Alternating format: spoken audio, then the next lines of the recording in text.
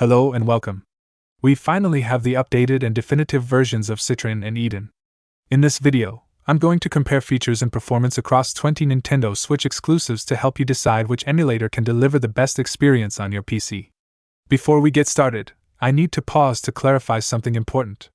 From now on, my videos will be made exclusively for the community, without worrying about what emulator devs think or don't think. I've seen many attacks on my channel and Discord servers, including attempts to discredit serious tests I present here. So if anyone thinks I'm being unfair, the solution is simple: create a channel, build an audience, and challenge my results. For those of you who have followed me since 2022, know that I'll increasingly focus only on the community and the channel's followers, always bringing the truth, no matter who it bothers. Any dev or person tied to projects who tries to stir up problems here will be banned without hesitation.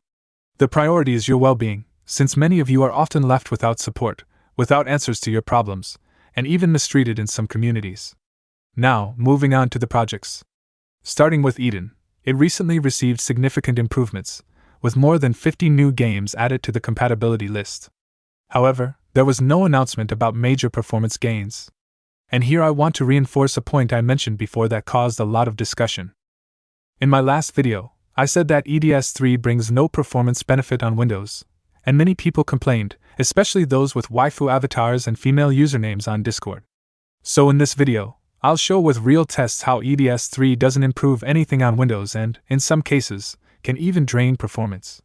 Just to be clear, I'm only talking about Windows here, since most PCs already run games comfortably. Soon, I'll bring tests on Android to see if there's any difference. In my tests, only Bayonetta 3 refused to run with EDS3 enabled.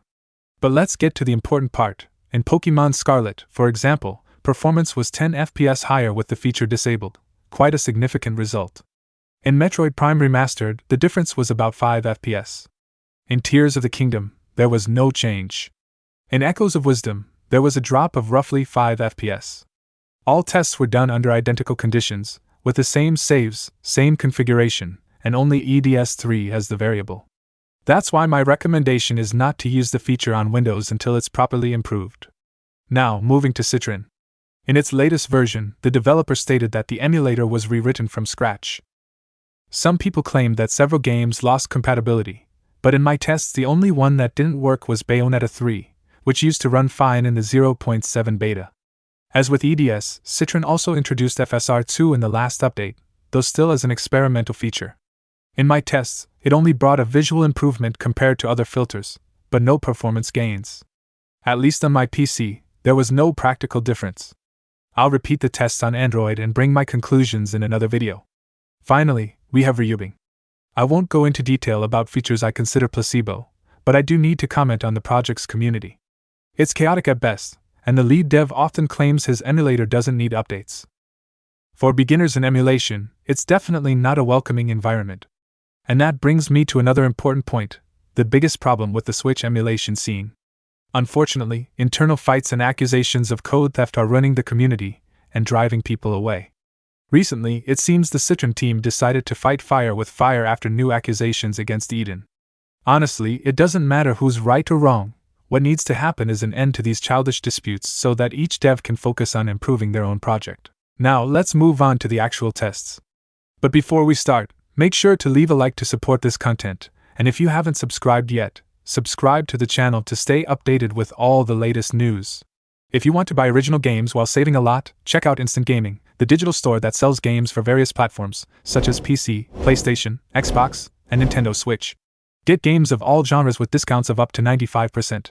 You'll also find a variety of gift cards and credits for other services. You can pay for your order through your credit card on a website with a 4.7 rating on Trustpilot. You're buying games directly from Instant Gaming, not from other retailers. If you encounter any issues, Instant Gaming offers 24/7 support. And this month, Instant Gaming is offering a special discount on Wuchang, with a price at least $10 cheaper than on Steam, making it the lowest price ever for the game. What are you waiting for to save? Links in the description. All tests were carried out under the same conditions, using the same save, same configurations, and the highest possible equality between emulators. Nothing was done to harm or benefit any project. At the end, I'll show the configurations used and also the score each emulator achieved, based on how many games ran better. Starting with Astral Chain, I used a mod that allows the game to run at native 60 FPS. In the past, there were problems with cutscene synchronization, but that no longer happens on any of the emulators. In this case, the highlight was Ryubing, with 117 FPS, against 94 on Eden and 91 on Citron. In Bayonetta 2, performance was practically the same across all emulators, all surpassing 200 FPS. Even so, Citron stood out with 258 FPS, followed by Ryubing with 254, and lastly Eden with 244. Moving on to Bayonetta 3, I started running into issues. On Citron, the game simply wouldn't boot, regardless of enabling or disabling updates and mods. I couldn't get any gameplay on this emulator. Between the other two, Ryubing had the upper hand with 86 FPS versus 80 on Eden. However, it's important to note, higher FPS does not mean a better experience here, since on Ryubing the cutscenes suffer from audio delay, making progression nearly impossible. Bowser's Fury is one of the lighter games on the console, without many graphical effects, and that's why we reached results close to 300 FPS. The highlight was Citron, with 288 FPS, against a technical tie between Eden and Ryubing. In Donkey Kong Country Returns HD, being from a previous generation, performance was also extremely high. Eden came out on top with 439 FPS, followed by Citron with 433, and Ryubing with 300 FPS. In Mario Kart 8, 64-bit, Ryubing led with 269 FPS, followed by Citron with 221, and finally Eden with 208. Metroid Dread, even with relatively simple graphics, delivers insanely high frame rates. This time, Eden took first with 532 FPS, Citron came close with 530, and Ryubing ended with 311 FPS. In Metroid Prime Remastered, the results were very close. Eden took the lead with 288 FPS, followed closely by Ryubing with 286, and last Citron with 280.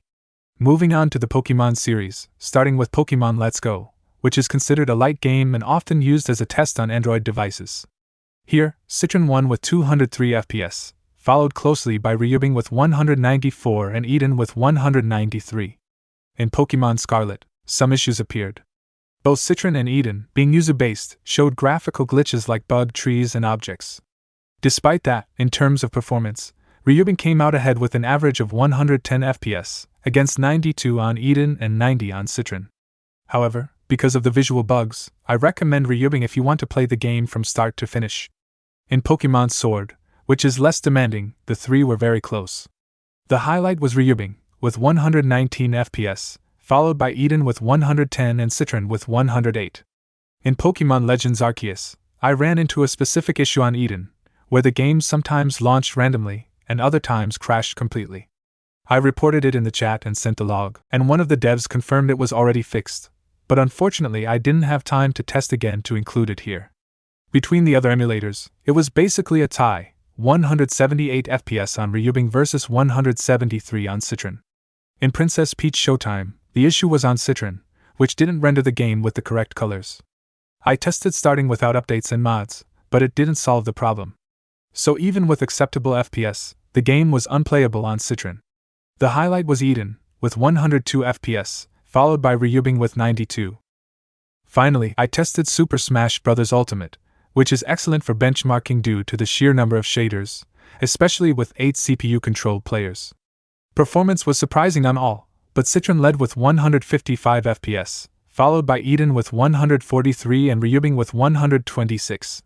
Super Mario 3D World is another of those Wii U ports, without major graphical improvements.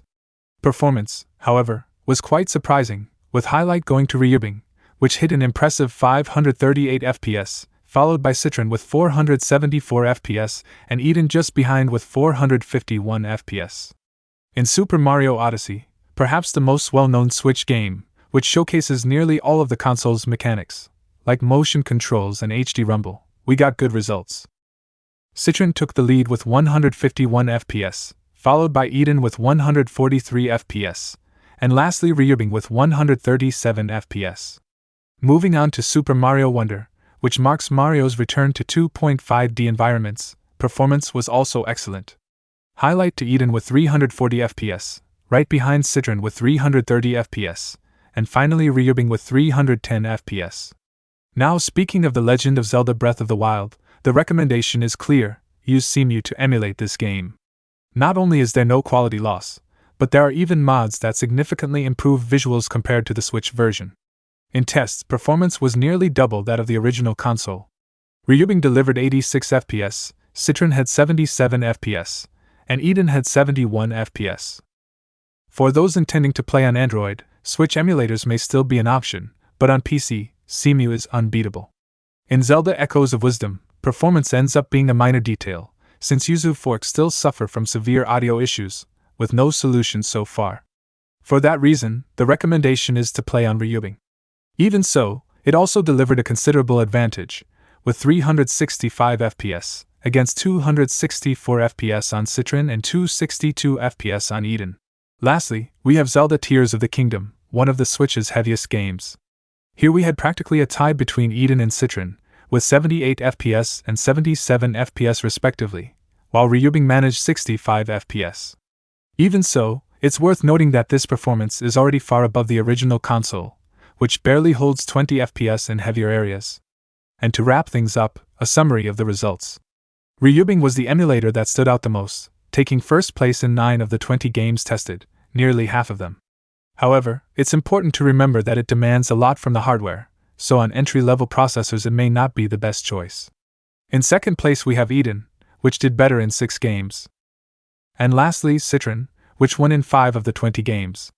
It's also worth emphasizing that, despite some criticism, Citron didn't show as many compatibility issues. In the tests, only 2 games out of 20 didn't run properly. These were the results with the latest versions of each project. I hope this comparison helps you choose the best emulator for each situation. Thanks for watching, and see you in the next video.